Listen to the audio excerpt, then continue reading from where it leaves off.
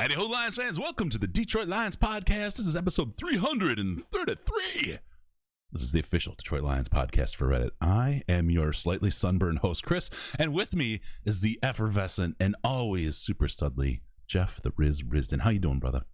I am not as red as you, and I'm grateful for that. I am not in the least bit embarrassed. I should be, but I'm not, okay? It was nice here in Michigan today. It was like 68. I actually took a nice long walk today, but as you can tell, I'm still very pasty. The sun just doesn't have the warming powers yet.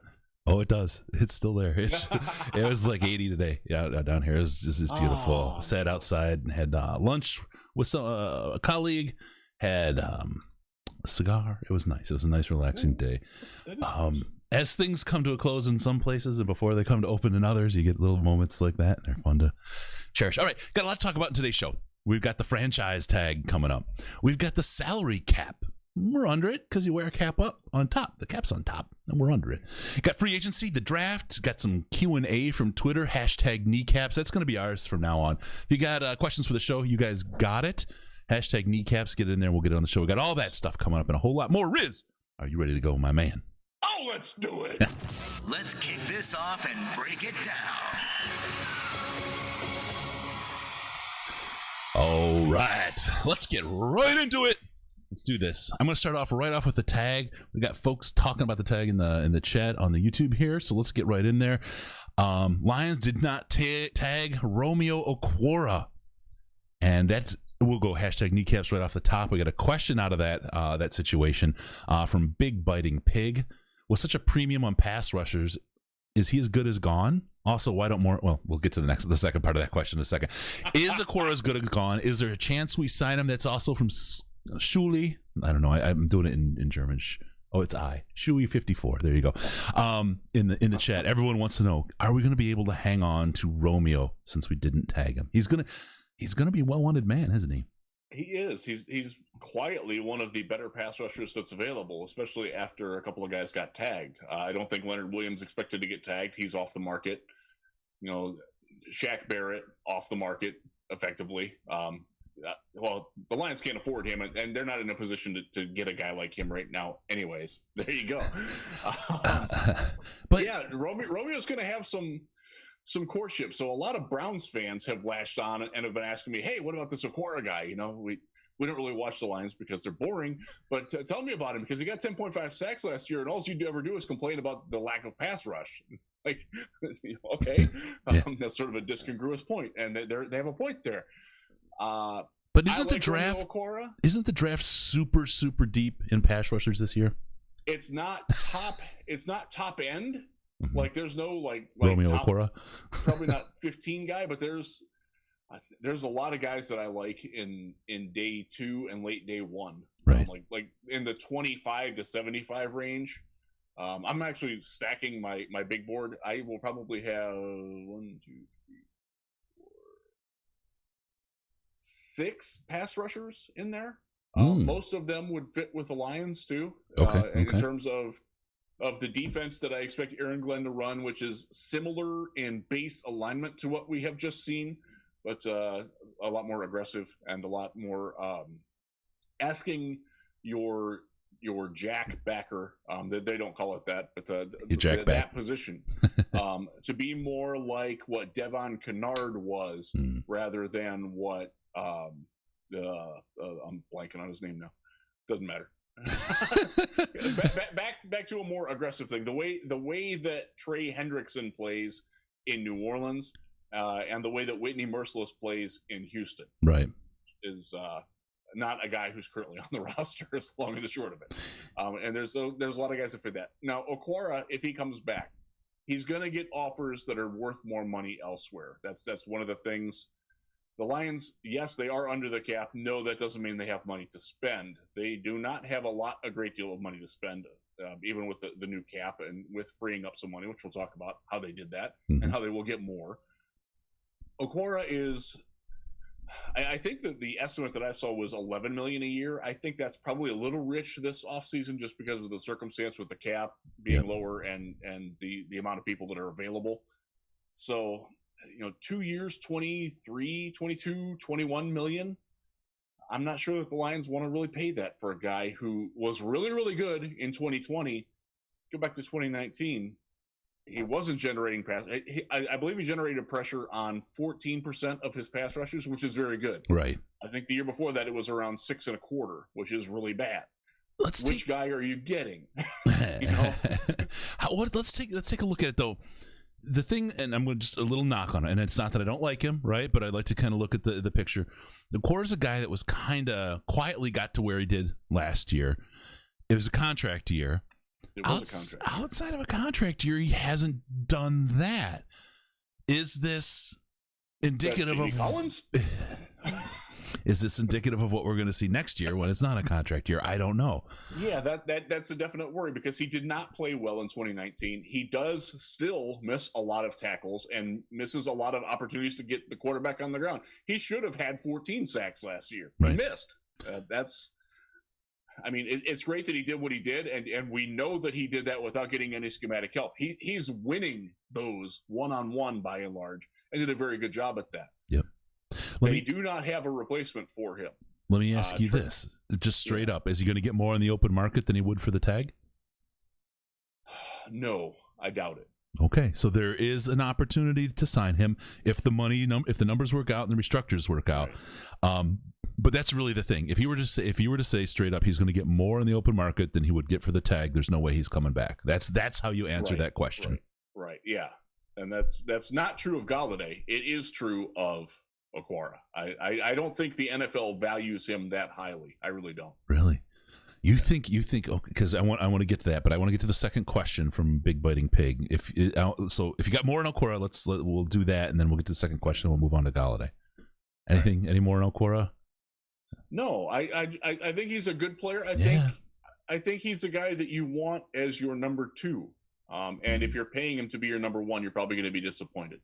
And that would be the Lions paying him to be the number 1. Yeah. And that's why I don't think like if he goes to Cleveland, let's use him as an example. He's playing across from Myles Garrett. He's going to look really good for $10 million a year. Mm-hmm. If he's $10 million a year in Detroit playing across from Trey Flowers, who's a really, really good player, but not a guy who's a progenitor of pass rush. Not Myles Garrett. It's not going to be the same. And I think he's a pretty bright dude.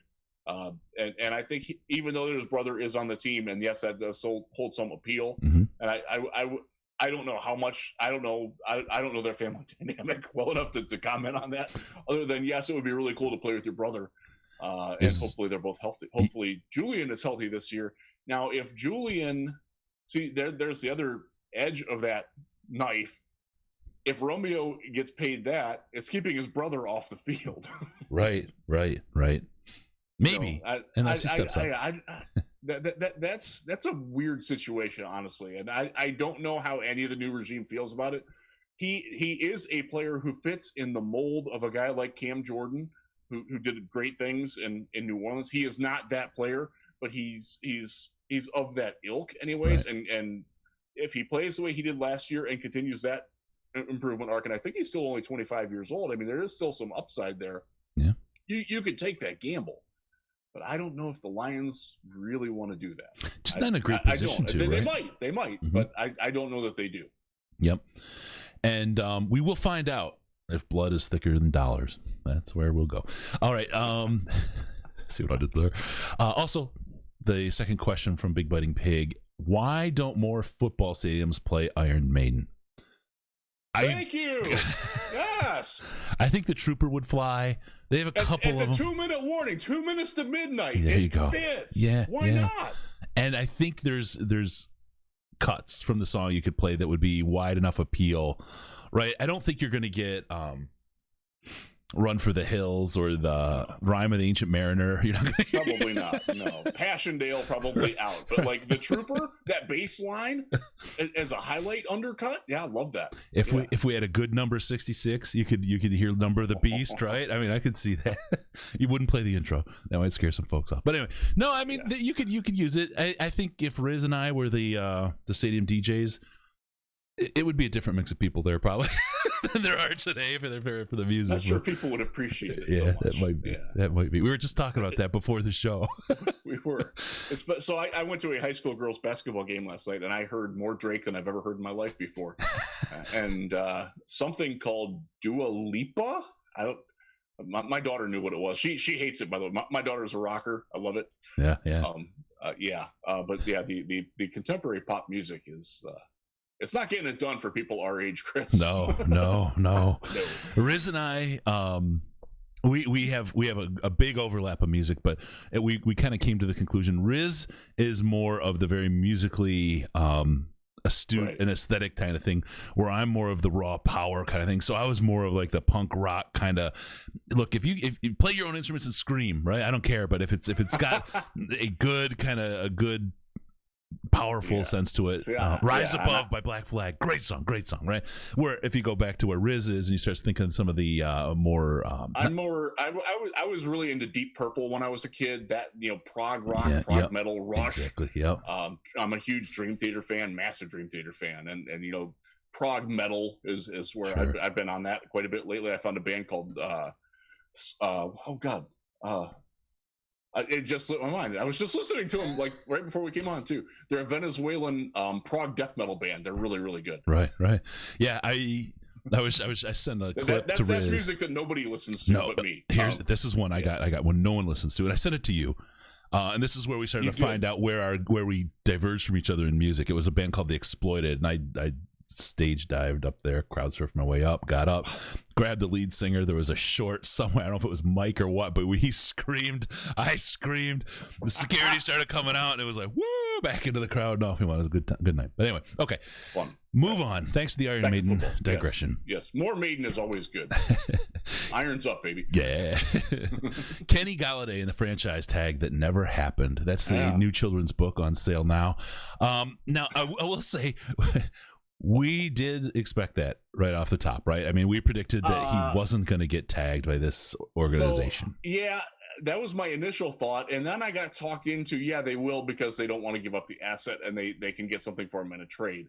And all those people were lying to me. They were wrong. This happens so in the draft, sucked too. My instincts on it, because I did flip on that. I really did. You did this last year in the draft, too. Who was it? So they convinced you that he wasn't the pick. God darn it. You should learn. I've learned for you. You have to learn, Riz. Don't listen to them. I need to trust what I hear and what I see and what I feel. Yeah, sure. I am doing that in the draft this year, by the way. I have not looked at many other people's rankings. I've looked at them just to okay, do I need to look at this player? If a player is number 20 on somebody else's board, I got to watch them, even if I wind up putting them at 200.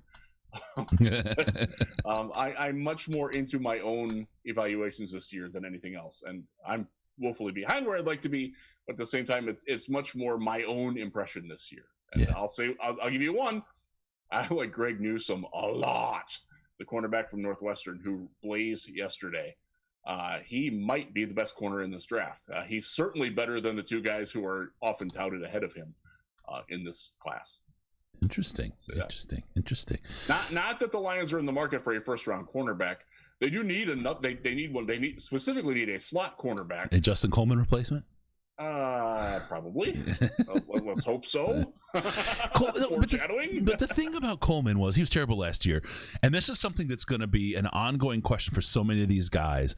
Was it the defense? Was it the Patricia world that made them bad? Because Coleman was pretty good slot corner. He was very good. Progressively got worse in Detroit. Was that age? Was that him? Or was that something else? And that's what I think is the absolute worst effect of what we got is we've got a lot of players that are going to be extremely difficult to evaluate based on the film they have because of the because how much of it was them following the orders of a guy who didn't know what he was doing, and how much of it is a relative lack of talent compared to the rest of the league. I tend to err on the former, but I know I'm going to err too hard on that. And there are going to be some guys who I'll admit, I'm excited about Jamie Collins. I think people are sleeping on him. Now, I'm probably going to go way too far in the other direction and hype him up too much and be like, and people will be like, what the hell are you talking about back in March, dude?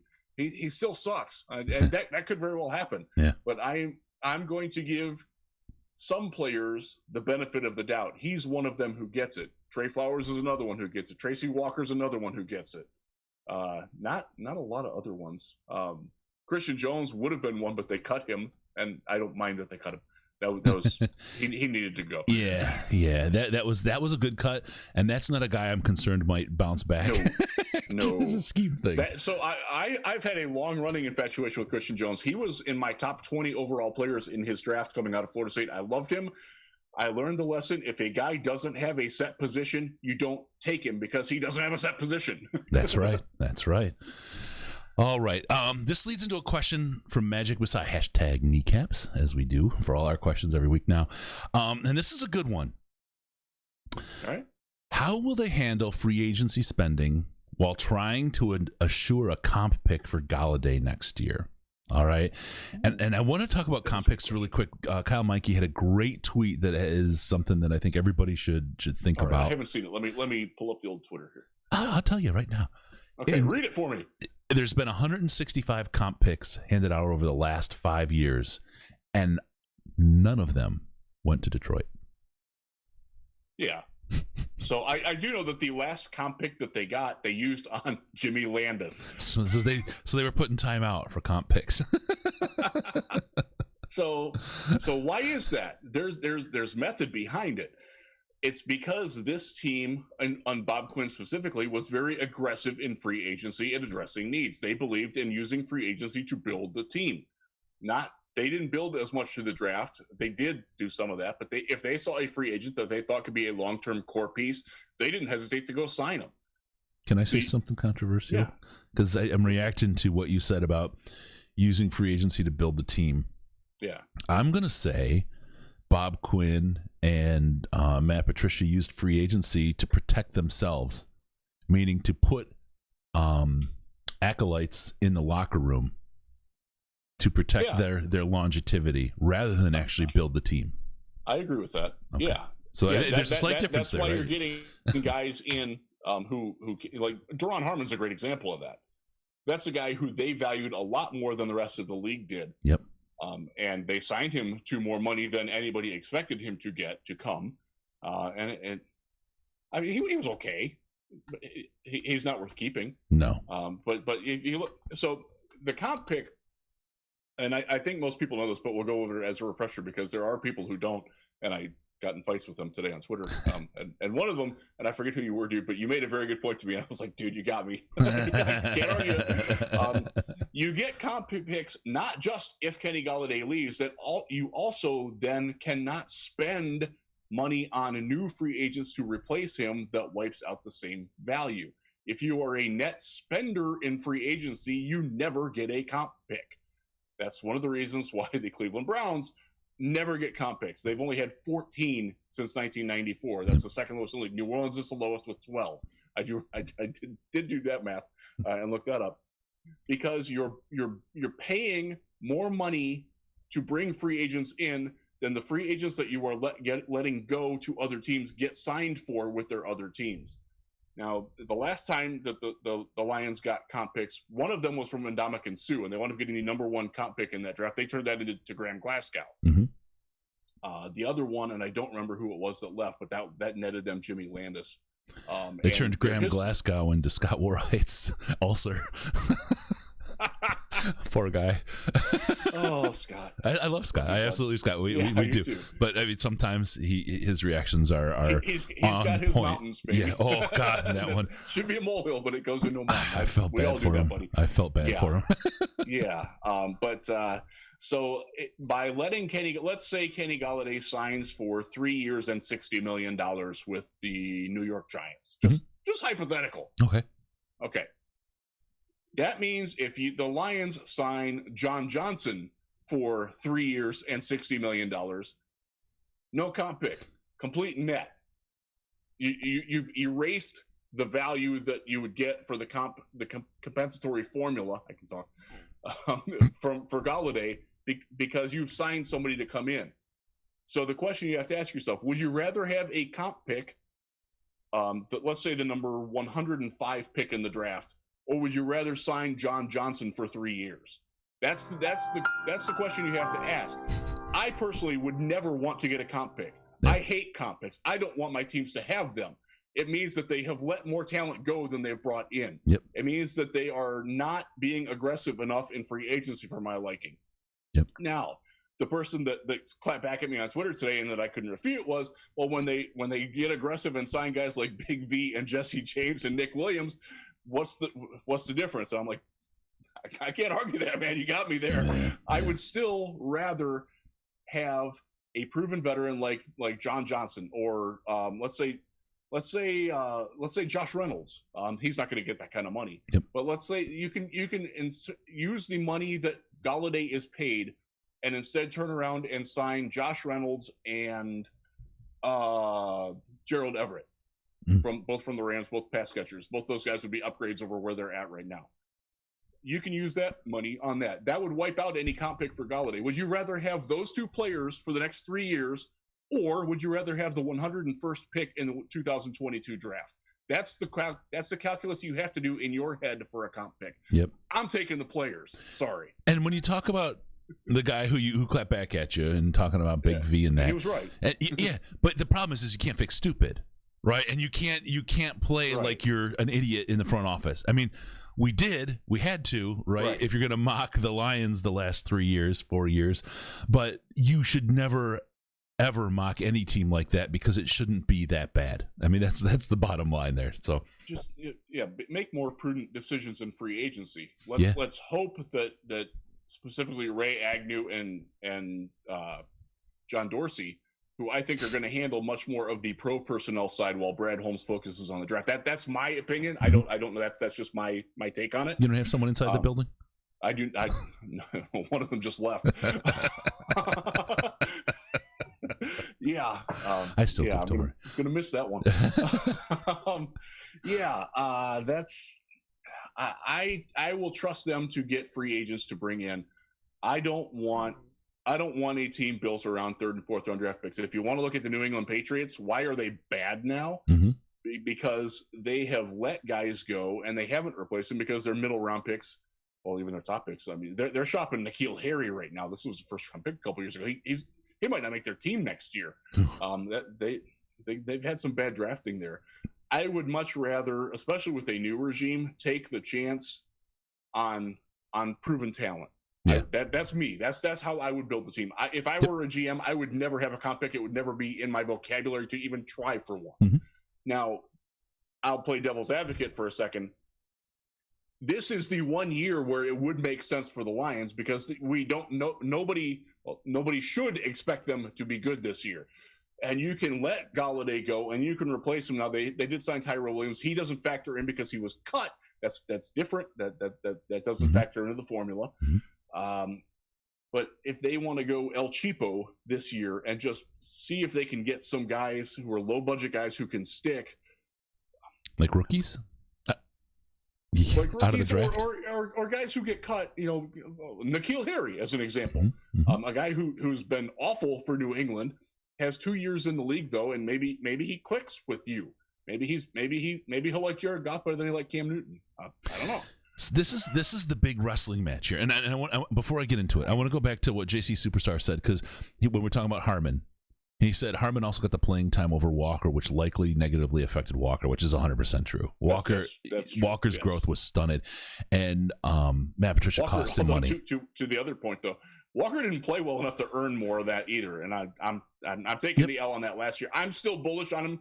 I still think he's going to be a good starter next year, and could be an impact starter. I'm not riding that bus out of town yet, but he's got to show me more than he did last year. I think there's more schematically and coachingly that happened last year than talent-wise for him. That's just my prediction. We'll see how that goes. Okay, so the thing that we talk about now with wide receivers, this is where it gets so fuzzy, right? Because let's just say Kenny Golladay is gone, right? Okay. And now you're staring at an empty wide receiver room down to Cephas, right?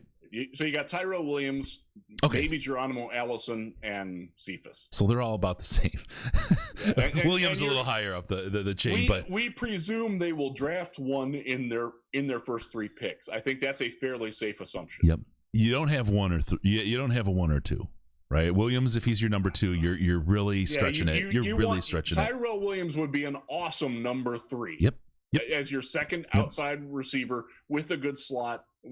He's your Z. If you get an X and a Y with him, you're great. I'd feel better with him as a number 2 with Matthew Stafford throwing the ball. Okay, just because of how he can deliver the ball to a guy. But I don't feel that way with Jared Goff. Now, here's the thing that's going to really mess with Lions fans. Say we get a wide receiver in the draft, and we've got our number 3 locked up, and we got our number 4 locked up, but we really don't have our number 2, right? How can we really evaluate Jared Goff? And I'm going to do a blog on this week, you guys. I've had so much like real life work stuff showing up that's been killing me doing these vlogs. I'm going to get real free after this Friday, so for a good couple of weeks. So I'll have a lot of them. But one of them is, one of the topics is, who wants to be the guy after the guy? Jared Goff coming in after Matthew Stafford, and now that's what the shoes you have to step into and have to be evaluated against, right? Okay, great. Well, at least he had Kenny Golladay and Marvin. Who? You got a massive gap. So now you've got a guy after the guy with no one to throw to. He is not going to get a fair shake this year. We'll start there. Now, and I won't even get into the draft where you pull in a rookie and you want to put him up there and sit behind somebody. He's not going to learn too much from somebody who has no one to throw to. He's not going to grow a whole lot. Who doesn't see an offense on the field? You're creating the New York Jets is what you're doing. Yeah. You're getting Sam Darnold in there, and then his best weapon is a 5'7" slot receiver. Exactly. We need wide receivers, and we need wide receivers badly. We're going to need 2. I'm just thinking about this. You need a slot, and you need a do-it-all guy. Yeah. And one of them can be the draft. Maybe 2 of them can be the draft, but you can't guarantee you're going to hit 2 of them. You're going to have to pick one up in free agency. You're going to have to pick someone else up. And I don't know who that is, Riz. Can you talk me off the wall? There's options out there. Okay. And there's going to be more because there are guys getting cut. As I was scrolling Twitter just a few minutes ago, I just saw that Kevin Zeitler got cut. That's a really, really good right guard. He's a hell of a lot better than Big V. He's not coming to Detroit. That's just not in the cards. But there are going to be guys. We saw Emmanuel Sanders get cut today. There's a lot of Lions fans that want him. He's a 33-year-old oft-injured slot receiver. Pass. Yep. What about that's the guy you get if you haven't found anybody by the end of August and he's still on the market. Like, hey, dude, okay, come here. We'll pay you the vet minimum plus $500,000 signing bonus. We'll get through the year and then we'll have a friendly divorce at the end. Yep. That's the only way Emmanuel Sanders or really anybody over about 30 is coming to Detroit at any position. I do not expect any other than like 1-year deals. Yep. They're not signing. These guys aren't part of the rebuild. They're not signing a 31-year-old guy. They're just not. No. What about John Brown from the Bills? He was cut. Any thoughts on that? That's from the chat. That question, JC Superstar again. He can definitely play. He is limited. He really only runs deep routes. But we need that. Actually, to his credit, Buffalo worked him in better, but he got beat out last year by a guy named Gabe Davis. Who was, I think, a 4th-round rookie out of UCF, 3rd or 4th round. Yep. And Davis just outplayed him. So you're looking at a guy who's limited, but yes, that is the kind of guy that might be looking for, a veteran reclamation project, a guy who offers you something.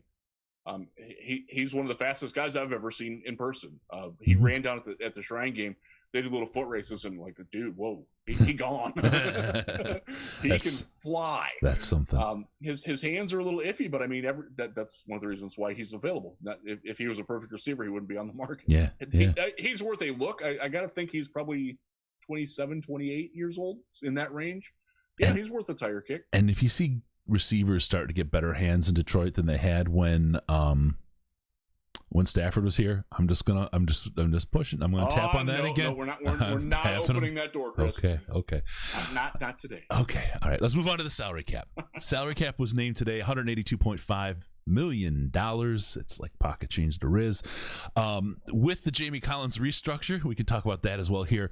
That gets us under the salary cap. And I just wanted to say that there's a lot more ammo for the team in the salary cap space. And I'm going to tell you, there's a video I did, one of the vlogs, And it's Watch it. it's absolutely fabulous. It's Stafford and Goff trade destroyed the salary cap. It was on February 5th. Go on our channel and check it out on youtube.com/Detroit Lions podcast. It's good not just to understand who could be cut and who we could play with and how we could create $50 million this year. But it's also great to help you understand how the cap works, because a lot of people were talking silly stuff, and a lot of people who are perceived as smart people still talk silly stuff about the cap. And I think this is something that I think the Lions have more wiggle room than people generally realize right now, and I think there's a general gestalt out there. Except the Saints. I think there's a general gestalt out there. How did they tag Marcus Williams? I don't know. I'll just tell you. The one thing from the video that you will walk away knowing, the salary cap is a social construct. There you go. There's all kinds of space and things we can do. The gestalt with fans right now is, oh my God, the salary cap, we can't do anything. Don't buy the hype. There's all kinds of room. The Lions can do just about anything they want if they want to, but they have to want to. And there's always forward problems, right? There's forward problems with that that you have to evaluate for. And again, you can continue to work, but you remember how bad it was perceived to be when Martin Mayhew left, how the cap was just on fire. And within a year, everyone thought, wow, Bob Quinn fixed it. And then when he left, oh, it's terrible again. It's a social construct. Don't worry about it. Okay, there you go. Let's talk about the cap. Let's talk about what Jamie Collins' restructure was, what that means for the team, and then some other stuff we can do along the way to get underneath. Who we can whack. Yeah. Yes. I would use a different term, but when I say whack, I mean it. Who can we whack off? That's better, right? All right, Jamie Collins, Riz, let's go right into it. If I can't talk about Stafford's throws, you can't talk about whacking off on this show. Come on. That's fair. I actually got to write the time down. That's going to be a oh, crap. Damn it. It's going to be a drop. You've had enough of that shit. Oh, man. Okay, go ahead, my man. Go ahead. Right. So Jamie Collins took a restructure. He signed. They basically converted his salary to a signing bonus. They added 3 voidable years on the end. So they're amortizing the new bonus over those extra years. He will not play those years. Don't worry about that. He will be done. His contract will be done after 2022. They just did it so they can space out the cap hit. This is exactly what the Tampa Bay Buccaneers did with Levante David. They signed him to a 2-year contract that's written on paper for 5 years. So they spread the bonus out so they can get him his money. Collins is still getting his money. He didn't take a pay cut. It's just a conversion of paperwork. So when I give somebody a $10 million bonus on a 5-year contract, okay, they get $10 million this year. How does that work on the salary cap, though? Well, you can structure it such that you can pay the bonus all at once. In this case, they spread it out over the life of the contract. So it could be $2 million a year. Right, would be the hit. Even they didn't do it exactly that way. Mm-hmm. I think the first year of the voidables is like 2.6. I want to say. So it's not. It doesn't work exactly. And the long and short of it is that yes, that it is averaging $2 million per year. They're going to eat that in dead cap in 2023, 2024, and 2025. When they cut him, the cap's going up by then. They can afford to eat $2 million, and a lot better than they can afford to eat 20 this year. So let's really talk about that really quick, because I want to make sure people understand that, right? So if they cut him after 2 years and they amortized it $2 million a year, right? Right. They've got $6 million in dead cap spread out over 3 years. Yes. And so that's just money that they cannot spend in those years, but they could structure other contracts differently. So if you have a 1-year dead cap hit of $10 million, that just means you can't spend that $10 million next year, but all of a sudden the next year, you've got $10 million more freed up. Right. That's a whole new player available. Yeah, so it was $8 million this year, just under $8 million. It was 7.925. I have the contract in front of me here now. Mm-hmm. They converted it into a salary bonus and signing bonus. It freed up, because you do have to pay some of that this year. You can't move it all. You can't defer the entire bonus. They freed up $6.34 million in cap space this year because of that. Now, again, they're not going shopping with that. They needed that to get under the cap. The cap wound up being a little bit higher than expected, which sort of helped them out there. But sure, this was a maneuver that they did. Remember, they're in cap problems not because of Jamie Collins, or we'll throw Bob Quinn a bone here. Quinn actually left them in pretty good salary cap shape. That one thing you have to give him credit for. Until the last year, they didn't really make bad free agent signings. Right. Last year being a bad exception for that with a couple of contracts. But every team's going to miss on a guy like Jesse James. You're going to have one or two every year. Sylvester Williams, another one. Mm-hmm. Where okay, it just didn't work. That's life in the NFL. You're not going to bat 1,000. But by and large, they didn't have any real god awful poison pill contracts until you got to Big V. Yeah.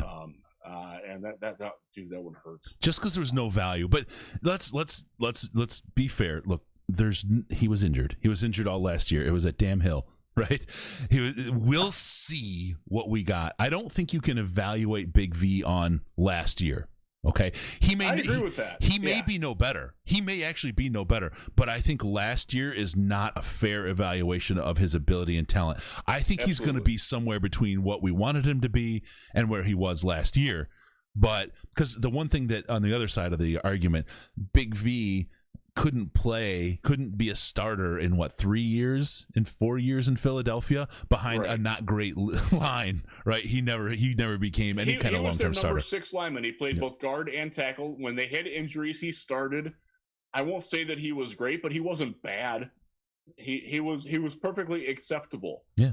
They paid him, I don't want to say elite starter money, but he's one of the higher paid guards in the league. He's certainly paid above the league average in guards. They paid an acceptable player unacceptable money. Yes. And I'm hopeful that he will wind up being the answer at right guard this year. I am.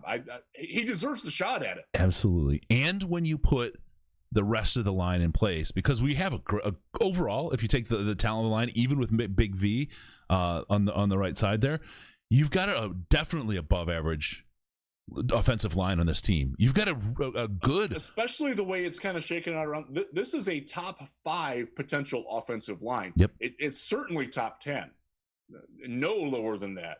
I think you see what happens with Dallas if they get everybody healthy back. I think Washington's is pretty darn good if they're healthy and back. I mean, they just franchised Brandon Scherf again, which is insane. I wrote about that at Real GM. Please check that out. I did a 5 cents on the salary cap. It's got a piece on Golladay that's a little more.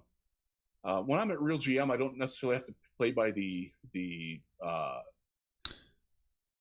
standards that USA Today holds me to for Lions Wire. So I'm free to do a little bit more of my own. But I wanted to comparing it to the Dukes of Hazzard season where Bo and Luke were sat out and Coy and Vance came in. That's a great place, just for folks to know, if you like Riz's writing or his personality, to see his real personality in writing, Real GM is the place to go.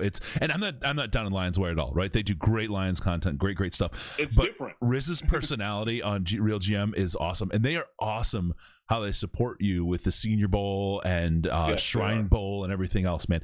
Real GM deserves very good to me. Your clicks. They have employed me since 2004. Yeah, the same place. That's almost impossible to find in this industry. I owe them a lot of credit. They deserve your clicks, for real. Okay. Let me just go back to the salary cap piece, the explanation, because I think we've done a pretty good job of clearing some stuff up and for people. Again, go watch that vlog post. It'll all come to light. But I want to talk about, Logan asks about, what is this voidable years thing? Ghost years of guaranteed dead cap, or what is voidable years in contract parlance? That's if you watch the NBA loves doing this. This is why the Pistons were still paying Josh Smith 15 years after he was gone. Yeah. That's we saw this with the Stafford trade and the Goff trade, and also the Carson Wentz trade. The NFL is moving much more towards the NBA in terms of how they view salaries, how they view dead money, I got a fruit fly in here, driving me nuts. How they view the cap. It's just non-suckers in my life, man. It's everywhere. I'm not seeing things. Dukes of Hazzard to fruit flies. You got it. Don't worry. Oh man. You don't want to step inside my brain. No. The NBA model is taking more shape into the NFL. That's good and it's bad. You're going to see teams that are more willing to make buyouts. The Pistons just bought out Blake Griffin. Thank God, by the way. He needed to go. I wish him well in New Jersey. I don't know how that's going to work, but you never know. But that's where the NFL is heading. Some of that is that there's a cross-pollination of agents between the NBA and the NFL much more than there used to be. Some of it is just the fact that they see that, hey, the NBA teams, they make this work. They have a way to just absorb that money, and the fans, they grumble a little bit. They're still coming. They're still watching. They're still buying jerseys. They'll buy the jersey of the new guy that replaces the guy that we got rid of.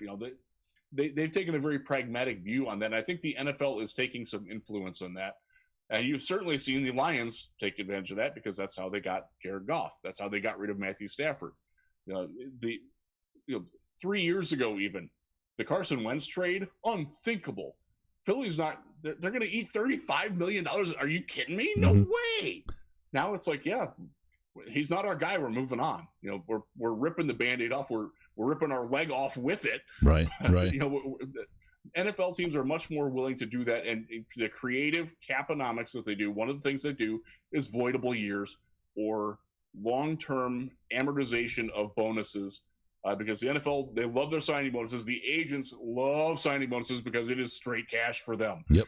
Yeah. That's what it's all about. So in a nutshell, the voidable year is if there was we'll go back to the 5-year contract and it was $2 million a year, and say there's 2 years left, there's $4 million on it, and they want to get some cap relief out of that.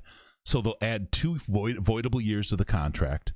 And instead of then having $4 million over 2 years, it's $4 million over 4 years, so it's $1 million a year. And then they cut off the last 2 years as voidable because they just added them as voidable years, and they amortized the money away more quickly and gave themselves space. So that's what the voidable year is. So gives them a lot more freedom. Everyone has to play along. To make that all work, but you had guys like Tom Brady and Drew Brees had them as part of their deals. Brady's 2019 contract had voidable years at the end in 2020 and 2021. So it's becoming much more common, and you're going to see a lot of it this year. Again, Levante David did it with the Bucs. That's the only way they could afford to keep him. Yep.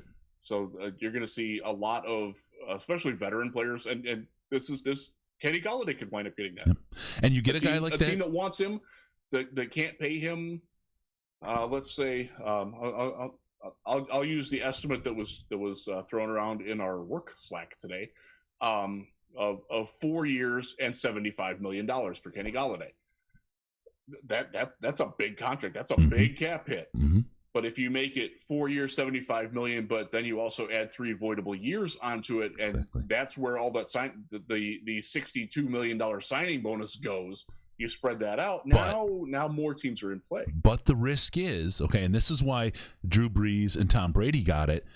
Those guys are playing for those 4 years, because if they're not, then you're in long-term pain. So there's a certain tier of player that's going to get a voidable year contract, and where it makes sense, because you start doing that with guys that are going to only play a year or that are injury prone. I'm kidding, Golladay. Some of those guys, you're going to wind up with a big, long cap hit that is going to take forever to shake out. And while the cap is continuing to go up, you're digging yourself a hole along the way, and you don't get to grow with the rest of the league on the cap because you're eating that over long periods of time.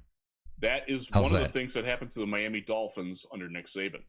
Yeah. They loaded up on guys going for a run, and it didn't work.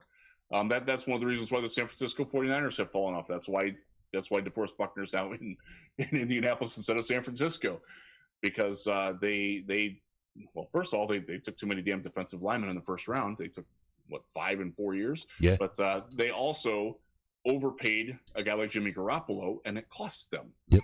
So I will tell you guys again that you need to see our vlog entry on Detroit Lions, or please do. YouTube.com/Detroit Lions podcast. Stafford and Goff trade destroyed the salary cap from February 5th.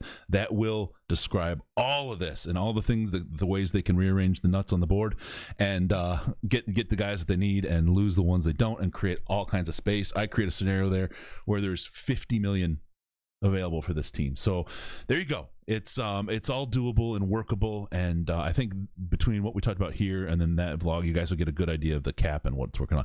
Riz, I got to do something really quick. cbd.detroitlionspodcast.com. When you do all this capology, your brain starts hurting. What do you need to do? Oh, go to cbd.detroitlionspodcast.com. Use key code or coupon code, that's they're called Lions. Get 55% off for all your CBD needs. Pain, anxiety, insomnia, all that stuff well in hand, well taken care of with your friends from Diamond CBD and the CBD products they put together. The cream is great for sore muscles and pain. I'm just telling you right now, I've been gymming it a little bit here, the home gym, and between the bands and the dumbbells, I hurt a lot. You'll see me wince on the show every now and then, but I throw the cream on, and it absolutely does work. I thought it was BS when I first heard of it, and it absolutely isn't. It's the real deal.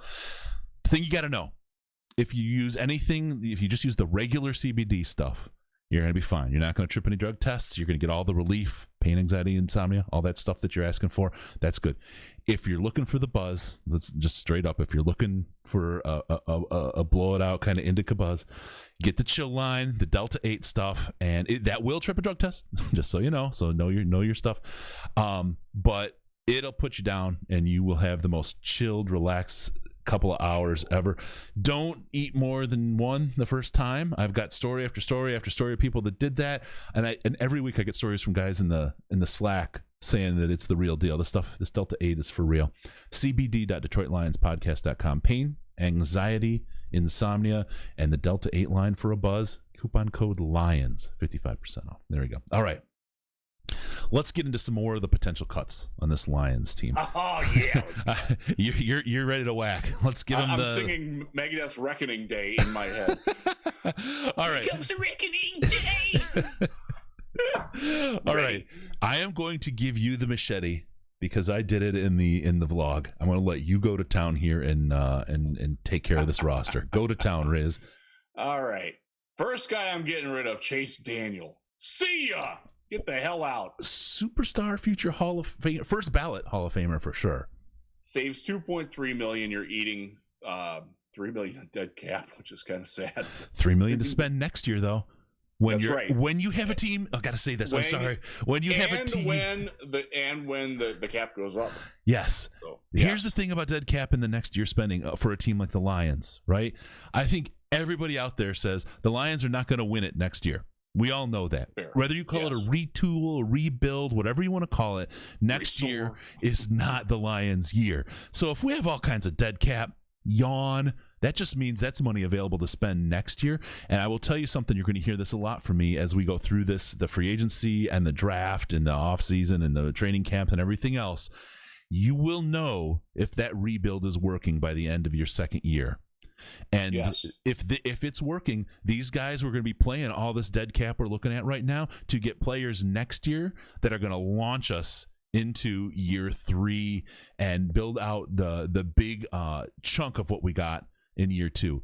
This next year's going to be an interesting year for the Lions. There's going to be a real feeling out period and a development of the character. I think it's going to be a hell of a lot more fun to watch, even if we get 6 wins. It's going to be a hell of a lot more fun than the 6 wins we got under Patricia. It's going to be a lot better football. But I agree with that. Don't worry about dead cap right now. That's just money we can spend next year on better, more players. Next year's free agency is going to be crazy. Right, because you're going to see so many guys this year take 1-year deals because teams can't afford to pay them multiple-year deals. Exactly. You want to be in the buyer's market, not the seller's market. Yep. Sorry, I didn't mean to get all over you, Riz. I set you up to talk about it, but we've been doing this cap thing. I wanted to give people, because that was the one last thing I think we didn't really cover for them, to really give them a grip of what things are and what the situation is. So go for it, man. I'll shut up. And for the people who wonder who's going to be the backup? David Blau, he's better than Chase Daniel already. Mm-hmm. He's already in the house. Give him a shot anyways. Whether or not they draft another quarterback remains to be seen. You do not need a 35-year-old backup quarterback making $5.5 million a year. No. Sorry. No. And we will talk about the quarterback draft possibility here in a little bit. All right. So who else am I killing? Whacking, execuking, terminating from the Lions' employment. I think it's Jesse James is an easy one. Yeah. Oh, God, is he? You're going to save $2.14 million there. Nick Williams, a guy who just didn't pan out as hoped, was given a bigger contract than anybody expected last year. Turns out that's right. That saves $4.7 million. That's crazy to me that he costs that much, quite honestly. Again, I was not against signing him. I thought I saw some things with the Bears. He played very well against Detroit. I thought this was the guy. Okay, if he's your number 3 interior defensive tackle, rotates in, he could be your NASCAR package, your rusher. Just didn't work. Mm-hmm. The way that they paid him was way too much for that role. So he's gone. Yeah. So just by doing that, I have freed up $9.2 million with those 3 guys. Wow. Again, do I want to spend that this year? Maybe. That's the difference between signing Brian Poole, who's a really good slot corner who I like a lot, or signing I'm trying to think who the top cornerback on the market would be, and I'm blanking on it, but that you get the point there. Should we get into cap carryover, or should I just shut up? I'll shut off. No, cap carryover is so the Lions did carry over money, more money than expected too, which was great. I want to say it was like 17 million that they carried over. I don't know. I write too many things so it all blurs together. Yep. Right. Yeah. So who else is getting cut? I am not cutting Danny Shelton. I like him. I would ask him to restructure and add another year onto it to amortize that out. He's a great candidate for a restructure. He is your starting defensive tackle. There's only so many holes you can fill. He's a quality NFL player. He did not play well last year. He was also asked to do things that he should never be asked to do. In a much more simplified scheme, much more aggressive scheme, he's going to be better. Now, if you do want to whack him, you only save less than $1.5 million. I'm keeping him for that. So I get why he's a name, but I'm not getting rid of him. Got it. Who else can go? And Joe Dahl has a really weird contract. Now they only save like $300,000 for cutting him, but are you going to pay a guy that you don't want to be your starting guard $3 million? I mean, that's who do you want to be your starting guard in his place? Jonah Jackson is one. I'm hoping that Big V is the other. If not, I can sign a street free agent who's roughly as good as Dahl as your backup that you hopefully never have to break in case of glass for $850,000. Okay. Maybe you find something. Maybe you get an undrafted free agent that you can develop into something. We tried that with Bo Benshaw. He was terrible. Yep. That's okay. It happens. But you're at least trying. I wouldn't get rid of Dahl right away, but I mean that's a guy who people are going to look at and be like, oh yeah, we can get rid of him. Yeah, there's opportunity there for sure. Yeah. So I'm sorry. I read that wrong. He would save almost $3 million if you cut him. So I'm going to say he's going to go. There's not a lot of other people that earn a great deal. Kerryon Johnson maybe, but then you've got to replace him. He only costs a little over $2 million.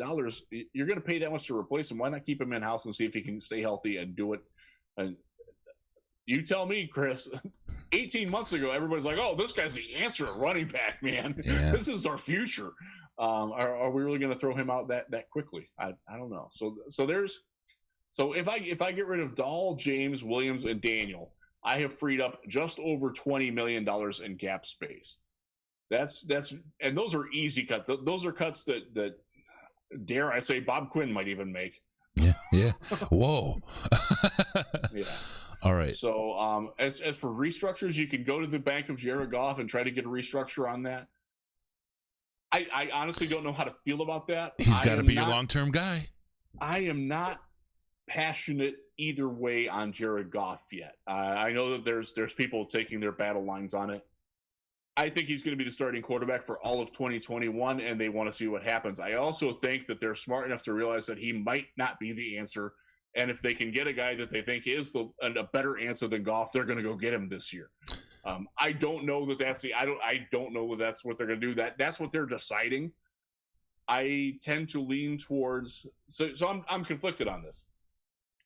Jared Goff is in Detroit specifically because of Brad Holmes. Brad Holmes is the guy calling the shots here. But just knowing where the NFL is at, knowing what I know from Anthony Lynn being the offensive coordinator, from John Dorsey being aggressive in Cleveland, from some of the other guys that they've got on the staff now, Goff doesn't really fit going forward with where the NFL is going. And I want to think that they're smart enough to realize that, but I don't know. We'll see. I wouldn't touch his contract. Is where I'm at with that. And if they don't, it tells you more than anything they've said or will say to the press. Yes, and we are all struggling with that. And these are things that we talk about, like behind the scenes for people who are in the building. They don't know yet. They truly don't know that they're what was the word? Creative flexibility. They're not married to Goff, but he's got a ring on. Yeah, is a good way to describe it. I think Scott Bischoff said that. Let's put Goff. Let's talk about him more when we get about the quarterback talk in the draft, because I think that'll tie well to that. The other big candidate for whacking is Justin Coleman. Again, we talked about it a little bit earlier. I'm giving him a shot to earn the starting slot corner, but he's got to take less money. He is not worth $11 million. Right. Restructure. I wouldn't cut him. I'd restructure him. Okay. All right. So now I want to get to a question. Thank you, Panda, for the super chat. Really appreciate that. Hey, Riz, what position on the team do you think will be the worst unit? He's pretty certain it'll be or she. I'm sorry if it's a she. Sorry, is pretty certain it'll be the defensive line. That's. Yeah. I think Trey Flowers is a very good football player. I think that Danny Shelton can be not as good as Flowers, but I've seen him be a good starter on both good and bad teams. So I'm pretty confident he's going to bounce back. The defensive line and specifically the outside linebackers were the people that I think were most impacted, and the safeties were the people most in middle of field defense, basically, was the people who were most impacted by Patricia's scheme or lack thereof aggression. If you let those guys go out and play, I think they're going to be better. Now, do they have a lot of talent? They've got to get an alpha pass rusher. That is the number one need on the team. More than wide receiver even. And unfortunately, there's just not one in the draft that's worthy of number 7, which I'm sure we're going to talk about at length in the next few weeks as we get closer to the draft. Yeah, defensive line will not be good. Wide receiver is certainly a curious position. I'll humor Kent Black here and say quarterback, because right now is Jared Goff. I think we've been spoiled by Matthew Stafford, and we want to believe that the Jared Goff that we saw who took the Rams to the Super Bowl was there. There isn't anything close to the supporting cast right now in Detroit that he has. The line is fine, and maybe the running back situation. DeAndre Swift was a pleasant surprise for me. He was better than I thought he would be. Maybe that'll work out, but this. Being the guy after the guy, like I said, upcoming vlog, and it's going to be hard because we're so used to. You don't want to be the guy who replaces Izzo at Michigan State. You don't want to be that guy. You want to be the guy after that. Doesn't he only have one championship? You don't want to be Ray Perkins following Bear Bryant at Alabama. Yeah, there you go. You want to be the guy after that. It was Bill Curry, wasn't it? Yeah. So yeah, there's a deal, and I'm still bullish on Goff. To be honest with you, I think he has abilities that we haven't seen yet. I think because of the way McVay used him, and I think one of the things I learned the most from Matt Patricia was was to really understand how much of an impact the coaching staff and the scheme have on the players' ability themselves. We watched a whole side of the ball, both sides of the ball, play worse than they were strictly because of the staff in there. They can alter a player. I think a lot of the book that's been written about Jared Goff was pre-written. It was a pre-write, like some of the draft articles that people are already working on. They are pre-written in hopes that person gets drafted at a place where that would be a valuable article to drop. I'm just telling you right now. People do that? Yeah, they do. I'm not out on him yet. Now, just like you said, if he has no supporting cast, he will lose the fans very, very quickly. And I think that of all of the groups that have led this team, the people in the Lions building right now have a better finger on the pulse and will react more to the pulse of the fans than regimes we've seen for the past decade. So for right or wrong, Goff may not get the chance that he deserves and could live up to as a result of the surrounding cast. That's why I'm so big on, because he has to be the guy. Now, I'm gonna jump over free agency here. I'm gonna jump over it if we're just gonna go straight to this. Holmes not ruling out a quarterback in the draft. We're going right to the draft. Sorry. Yes.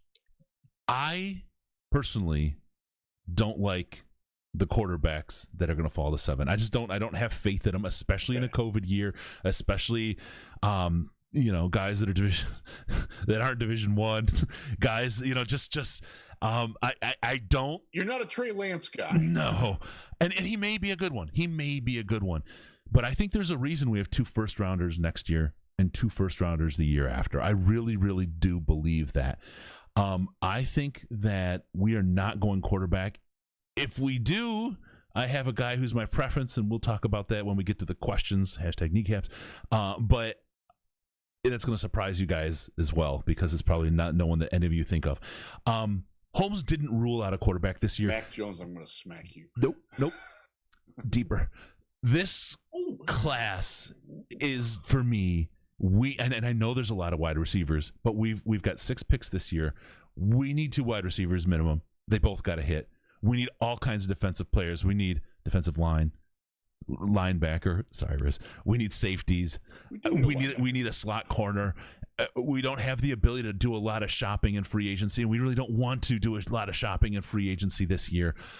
I feel like the supporting cast is going to be the biggest thing we put in place this year, and especially with rookie wide receivers, to have a guy with a little bit of experience like Goff training them up and getting them up to speed and helping them become NFL wide receivers and work with an NFL caliber quarterback. I think that's the plan. Whether Goff is there next year or the year after, I don't know, but I don't think we're taking a quarterback in round 1 this year at all. There we go. Okay. Holmes didn't rule it out. There's a lot of smoke, I think, already starting. Riz, tell me I'm insane or why you think differently. Or both. I will not rule it out either. And I will say this. I don't think they're taking one at 7. I think they could be taking one at 2 or 3. And that's where those draft picks in the future come in. Again, everybody in the building has been aggressively trading up for quarterbacks in the past. That's in their history. I'm a history major. I learned to study history because you can learn about people that way. Yeah. That's where my degree is. So I'm going to place some emphasis on that. They have told you from their past actions that if they see a quarterback that they like, they're going to go get him. They don't care about the cost. And by and large, it's worked out for them pretty well.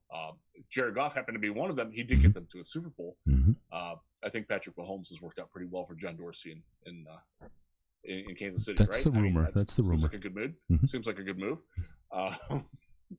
And by the way, they tried to get Deshaun Watson too the year before that. So pretty good eye for talent there. If they really like, and I'm going to say I don't think they're Zach Wilson people. Just this is my own speculation, me talking. I think if they're going up for somebody, it's Justin Fields. Mm-hmm. I think he more fits the bill of what they're looking for. I also think that I don't know. He's very appealing to me. He is my number 2 quarterback. I like him a lot. I actually like Lance more than I like Wilson. That's just me.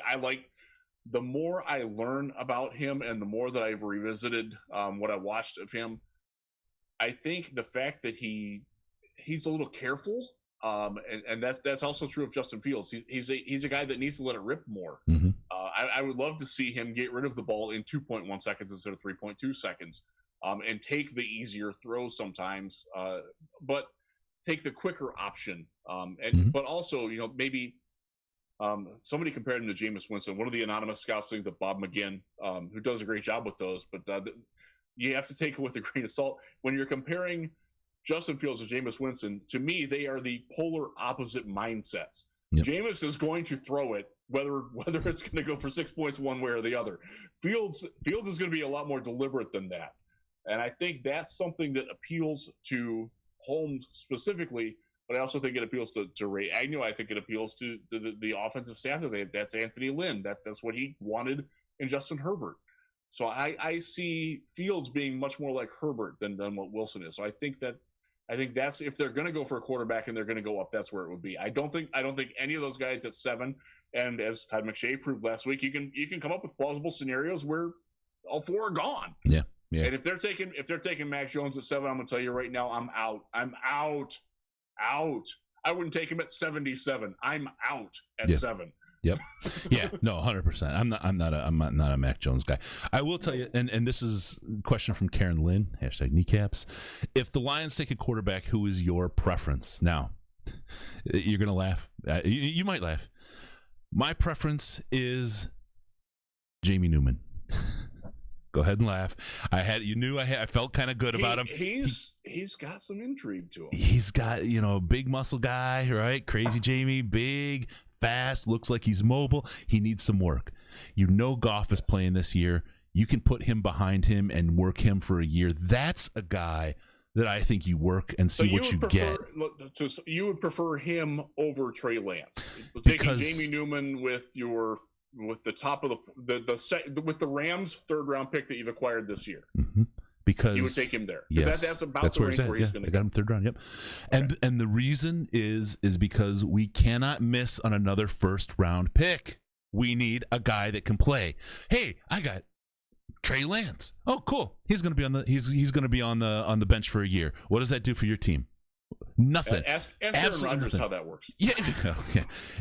And you know what? Ask every other drafted backup quarterback how that went. Yeah. Ask every other one how that went, right? Yeah. I would rather take a role in a guy like Jamie Newman who has that and I think he fits the offense. He's mobile, right? The offense that I predict what we're going to have. He's more prototypical of a quarterback kind of makeup for that kind of a role and for the kind of quarterback in the NFL that runs around the NFL right now. I think he could do really well there. Is he going to be the guy? I don't know. I don't think so. But I want my 1st round and 2nd round pick. Those are guys that are supposed to be playing right now and making a difference on the field right now. That's what I want out of the 1st and the 2nd round pick. And so sorry guys about that. I know a lot of people are all high on the quarterbacks and stuff. I just think that the risk is way, way, way higher than the reward this year with what we know about these guys. On what, from what we saw or didn't see. So you can tell me again, Chris, you're crazy. There's nothing wrong with that. I would if they do eschew the 1st round quarterback and they're going developmental, that's the right range to take someone. I would probably take Kellen Mond over Newman. Mm-hmm. That's but fair. I don't dislike Newman. No, I've seen a lot of the same things you have. I really, really wish he would have played last year. And Mond looked good. We saw Mond, and he looked. I think he actually looked a little better at the Senior Bowl than Newman did. I just feel like Newman has the higher ceiling. That's my thing. Yeah. And with Mond, you're dealing with a guy that Jimbo Fisher's not a good football coach at Texas A&M. Right. And they were asking him to play out of scheme with guys who don't belong in the SEC as his receivers and as his protection. And I tend to think he's a guy that could be better in the NFL than he was in college. He's shown flashes. I put it in the Slack the other day. Like 7 out of every 20 quarters he plays, he looks like a 1st round draft pick. Yeah. But the other 13, it's like, I don't know about that. I don't know if this guy can be a backup even. Speaking of the Slack, I want to cut in with. Go ahead, finish up. I'm sorry. I'd be okay with either. And again, that 3rd round Rams pick or your pick at the top of the 4th round, that's the right range to take that kind of guy. Yeah. Okay. Speaking of the chat, and I apologize for jumping in on you early there, Riz. The most intelligent Lions chat on the internet. I want to tell you what came out of there about the number 7 pick, and this is why we call it the most intelligent. It's Ash again. Ash is so quotable and notable. All I want at number 7 is a great player. If it's Sewell, great. If it's Chase or Waddle, great. If it's Lawrence, Fields, or Wilson, great. If it's Farley, great. I could get behind others, but those are the 7 that I think change the field more than any other guys in this draft. If they pick at 7, and it's not one of those 7 guys, I'll have a skeptical eyebrow raised. Again, most intelligent Lion chat on the internet. Not focused on one guy, one position. Flexibility. He's got his board kind of built out, right? Flexibility at position depending on how things unfold in front of him. But also kind of, from a fan's perspective, more like just get me a guy that's going to play and make a difference. And that's kind of where my head's at with the idea of Newman. I want a guy in number 1 and number 2 that's going to play. that is going to make a difference because so Bob Quinn did a really good job with that, but they're playing tight end, center, not exactly priority positions. But they're great. We've got a great line and a great tight end. Jared Davis was a first round. He played right away. He actually played, I don't want to say well as a rookie. He showed why he was a first round pick as a rookie. He never got better, which is unfortunate. By the way, there's a lot of talk that he will not be back, despite Dan Campbell's things in him, and some of that is the fact that the league views him higher than what he does, and he just wants a fresh start. I've heard that from a couple of different places from people who would be in the position to know that. So don't expect him back. What a if waste. He's back, great. They're not. The Lions will certainly pursue him. Don't be surprised if he chooses to go elsewhere, even if the money's the same. Yeah, that's a waste because I think a couple things. One, Bob Quinn and Matt Patricia cost him a ton of money. They cost him a ton of money, and that is just so unfair. If he wants to hold that against the Lions organization, even though the Lions organization has changed, I'm okay with that. Dude, you got to do what you got to do. You got to go get your money. That's why, like if Kenny Golladay goes and the offer is the same, he is in the position. I understand why he didn't want to sign a long-term deal last year because he thinks he's going to get more. This is his shot. Go get your money, dude. I'm never going to fault a player for going to get his money. As much as we carp about how we want guys to give back money, at the same time they got to get it while they can. Yeah, because we're very quick to take it back. I just whacked 4 guys right off the roster without even thinking about it. Yeah, no, absolutely, and that's the thing. And look, I want Jared Davis back because again, I think he's a product of a crappy system and a crappy coach, and I think he could be a really good. He's also a awesome human being. Yeah, 100%. I think he'd be great in this team. Now, Jelani Tavai, on the other hand. Throw him up in the stands, give him a thing of sodas and beers, and I bet he's got the voice to carry. He can sell some Red Hots, and we'd be good to go. I don't need to see him back on the field. And if I see him on the field and not JD next year, we might just turn the lights out on this thing, man. We just might shut the switch because no. All right. So he's got to earn it. We got that question from David PW Crow. Would you prefer what's available at 7 or 2 late firsts? And he's thinking Jeremiah Owusu, Koromoa. We'll just say JOK. Hey, you got it right, though. I just had to do it slow. It's better than Aruwarie. I was going to say Akuarie for some reason. Aruwarie. I could say that I know. And Terrace Marshall Jr. It's what he was thinking of later in the first. LSU wide receiver. Yeah. What do you think of that? Moving 7 to take 2 late firsts if you can. Okay, this is my philosophy. That this doesn't necessarily reflect what the Lions will do. I like getting impact players. And you're going to get a better chance of getting an impact player at 7 than you are at, let's say, 14 and 25. Mm-hmm. You're going to get a much higher ceiling end player. Now, the flip side of this, you're getting 2 for the price of 1. But if you miss on one of them, then you've kind of lost it on the other one. Yep, I would stay at 7. I would prefer to trade up than down. That's just me. Mm-hmm. If there's a player that I really want, I want to go get him. I want to be aggressive and go getting him. I want top 10 picks. If you can move from 7 to 10 and get an extra second round pick, I'm all for that. That's fine. Fair. But I don't want to fall too far. I want to be in that top range of players. Yep. Because you get into the teens and then you're looking at guys that, some teams are going to value as like, oh, this goes top 5 on our board. And then other teams are like, well, he was a 3rd rounder for us. When you're picking at 7, you're getting a guy that's a damn well consensus 1st round pick. I got Jelani Tavai. He was a UDFA for us. That's that's the world we live in. I'm good with that. Oh God, I did like Tavai too. He was a great guy. He was a nice guy, man. I didn't like him where we got him, but he's a nice person. Yeah. Got to talk to him at Taste of the Lions. He was a really cool dude. Just has some fun around town. I know some people have seen him, but just not a speed guy. He's not a today's NFL player. Yeah, he's just not. God, he was right for the 1986 Any team. All right. my God. Yeah. Another question Bill here. Parcells would have lapped at him. Like, All right, don't forget to hit the like, guys, and hit subscribe while you're out there. We appreciate that, especially with the just deluge of vlog stuff that's coming. Ash is putting a bunch together. I've got a couple weeks now of time that I'm going to be really dropping stuff. Availability. It's gonna be nuts. So get the subscribe in. Make sure you hit the bell so you know when our stuff is coming. From David PW Crow, also hashtag kneecaps. Also, the Silverdome roar always sounded like a toilet flushing. My friend, how do you know it wasn't the toilet flushing? There was everything connected there. Yeah, the rush of the air out. Right. I mean, what was it? I think it was episode 4 or 5 of the show when we started. Sandman came on. We were talking about the Silverdome, and I was like, every time I walked out of there, it was like the best blowjob ever. It was just crazy. The wind rushing out of that place.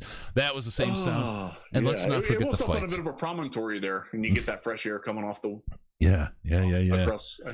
Down in December.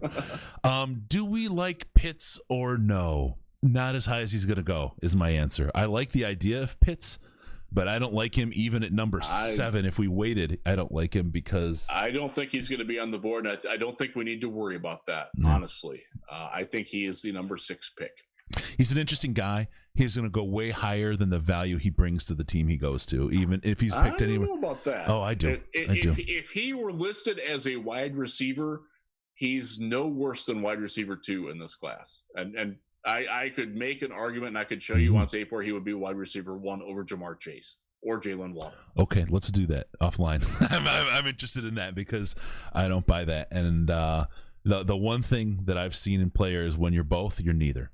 More often than not in the NFL, when you're 2 positions, you're neither position. So I'm happy to talk about that further. I just don't think that he's going to be the value. Again, it's something that I have a very good idea that the number 5 pick will be Penei Sewell and the number 6 pick is going to be Kyle Pitts. That will be in every mock draft I do from now until the end of this draft season. Until next year. All right. I think Lions merch, MCDC shirts, and Jared Goff's Plumbing. You'll see we got some great shirts. He's there to lay pipe. Don't miss those. Go to DetroitLionsPodcast.com/store. Good stuff. I'll send you one, buddy. You deserve it. And of course, CBD.DetroitLionsPodcast.com. Use coupon code LIONS to get yourself 55% off on all your CBD needs. If you're looking for that buzz, legal in all 50 states, get the Chill Delta 8 line, and you will not regret it unless you take more than one the first time. Great gummies, delicious, and a fun time. All right. I think with that, Riz, we've done a whole show. It's been a big one here. We have. I've been told it's a big one a lot. Remember, don't forget about us on Patreon, patreon.com/Detroit Lions Podcast, patreon.com/Detroit Lions Podcast. You get access to the most intelligent Lions chat, as we've talked about. And if you're really interested, we've got... Last minute was not emblematic of that. We are doing a March Madness. You've got till Sunday to get signed up for it. You got to be in the Slack chat for that. So we're doing a bracket tournament. Lots of fun. It's 25 ahead. It's $1 to get in the Slack, but it's worth it. I'm telling you, it's the best it is worth it. ever. I'm gonna lose. I actually have watched more college basketball in the last 2 weeks than I probably have in the last 5 years combined. Yep.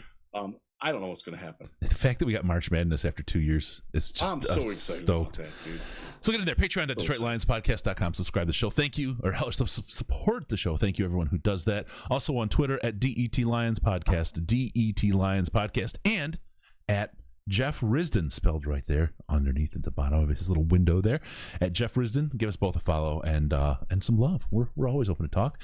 Also, give us a call on Skype, Detroit Lions Podcast. It's all one word if you use Skype, Detroit Lions Podcast, or go to the Lions line at 929-33-LIONS. It's 929-335-4667. Leave us a message. We'll answer your questions. We'll put you on the air. It's a lot of fun. We love to hear from you guys. It is. The more you drink, the more fun it tends to be. But always go to DetroitLionsPodcast.com. Subscribe to the podcast so we can do what, Riz? We can come into your ears automatically. That's right. Thank you for tuning in. We're going to see you next time with the Detroit Lions Podcast. Remember, no pants, no toasters, no hot tubs, no problems, because we're your Detroit Lions and Reddit connection.